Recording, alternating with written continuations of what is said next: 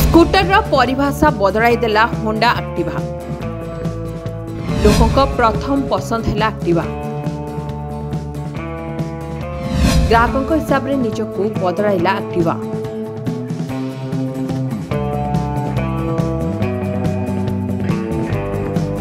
Engine आरंभ करंतु, clutch दबाई गियर लगांतु, तापरे क्लच को धीरे धीरे छाड़ी दिंतु। प्राय 20 किलोमीटर प्रति घंटा बेगर पहुंचवा परे क्लच को पुणी थरे दबांतु। गियर अनुपात वृद्धि करंतु एवं क्लच को पुणी थरे छाड़ी दिंतु एवं एकाकालीन गति वृद्धि करंतु। ब्रेक लगाइबा समय गियर तल को स्थानांतर करंतु। नुआ गाड़ी चालक पई यह खूब कष्ट थिला, हेले एक्टिवा यहाको अति सहज कला। आपण एक होंडा एक्टिवा किनी पारिबे एवं गियर शिफ्टिंग को सीवीटी ट्रांसमिशन रे छाड़ी पारिबे। एही कारणरू होंडा एक्टिवा देशर सर्वाधिक बिक्री हेउथबा दुचकिया जान पालटिला। किंतु यह केबे आरंभ हैला, लोक माने निरंतर गियर शिफ्टिंग रु केबे मुक्ति पाइले चलंतु जानिबा।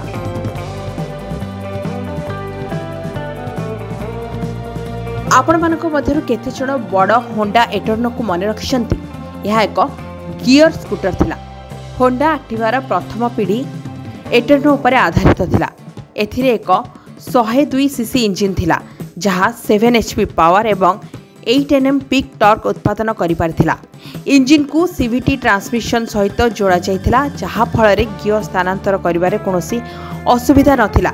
एही सेटअप जोगु होंडा एक्टिवार सर्वाधिक गति प्राय 80 किलोमीटर प्रति घंटा थिला। डिजाइन विषय कहबाकू गले यह संपूर्ण धातु बॉडी सहित बहुत मौलिक थिला। कुआ जाय जे एही पीढ़ीर एक्टिवा सबुठारु स्थायी, वर्तमान मॉडल अपेक्षा मध्य अधिक। एक्टिवार लेग एरिया एवं सीट उभय प्रशस्त थिला। एही स्कूटरटी बाजार रे तुरंत हिट होई गला एवं हीरो होंडा स्प्लेंडर परी मोटरसाइकल को कठिन प्रतियोगिता देला। यह लॉन्च हेबार 8 वर्ष पर होंडा एक्टिवा को अपग्रेड करने को निष्पत्ति नेला। एक्टिवार द्वितीय पीढ़ी लॉन्च होइथिला। यह प्रथम स्कूटर थिला जेउथरे कम्बी ब्रेक सिस्टम थिला, जहा स्कूटर सुरक्षा को वृद्धि करिथिला।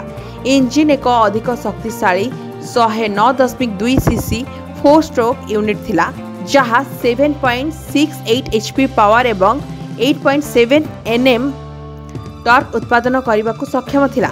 होंडा एक्टिवा 2G रे एक नूतन उपकरण क्लस्टर थिला। एथिरे भल देखा जाउथबा टेल लैंप एवं हेडलाइट सहित एक नूतन डिजाइन मध्य थिला। होंडा डिजाइनर माने समय नहीं एक स्कूटर तैयारी कले, जहा आज मध्य रास्ता रे चालुथिबार देखा जाउछि, कारण एही पीढ़ी 2015 पर्यंत चलीथिला। भारतीय बजार रे होंडा हीरो मोटरक्रॉप्स वाली कंपनी गुडी ठारू कठिन प्रतियोगितार सम्मुखीन हेउथिला। हीरो एवं होंडा मध्य मिलित उद्यम शेष होगा पर मध्य हीरो मोटरक्रॉप्स बाजार रे यार स्थिति बजाय रखिबारे सफल होइथिला। होंडा को मध्य यार स्थिति बजाय रखिबा पई किछि भलो करबा को पड़िला। तेणु होंडा एक्टिवा 3G आनिला। एही पीढ़ीर एक्टिवा को सही पीढ़ी भाबरे जनाशुना जेतेबेले कंपनी डिजाइन को संपूर्ण करथिला एवं सेबेठारु एथिरे कोनोसी बड़ परिवर्तन होई नै। होंडा एही पीढ़ी रे एक्टिवा रे ट्यूबलेस टायर मध्य प्रचलन करथिला। एक्टिवा रे वर्तमान होंडार इको टेक्नोलोजी थिला, जार अर्थ थिला भल इंधन माइलेज। 109.2 सीसी इंजिन एवं 8 HP पावर एवं 8.83 Nm टॉर्क उत्पादन करुथिला। वर्धित पावर सहित एही स्कूटर एबे 85 किलोमीटर रु अधिक सर्वाधिक गति छुई पारिबो।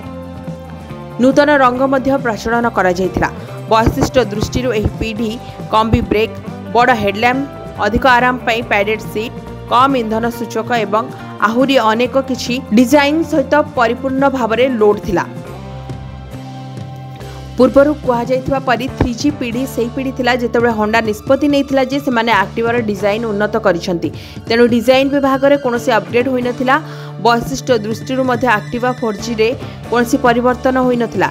एकमात्र परिवर्तन थिला BS4 निर्गमन मानदंड पूर्ण करिबा पई इंजिन रो डिट्यूनिंग।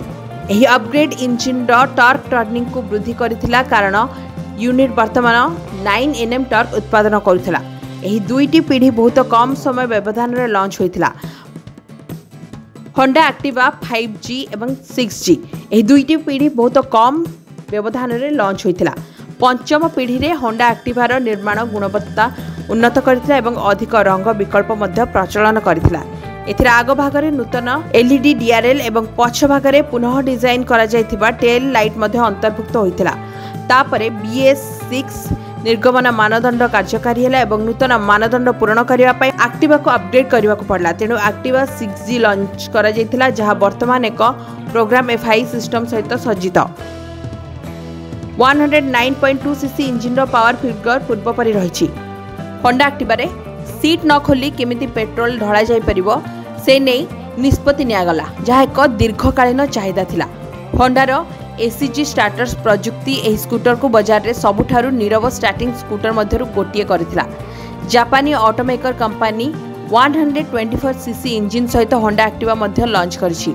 डिजाइन दृष्टि यह 6G सहित समान, शक्ति दृष्टि यह 8.18 HP पावर एवं 10.3 Nm टॉर्क जनरेट करे।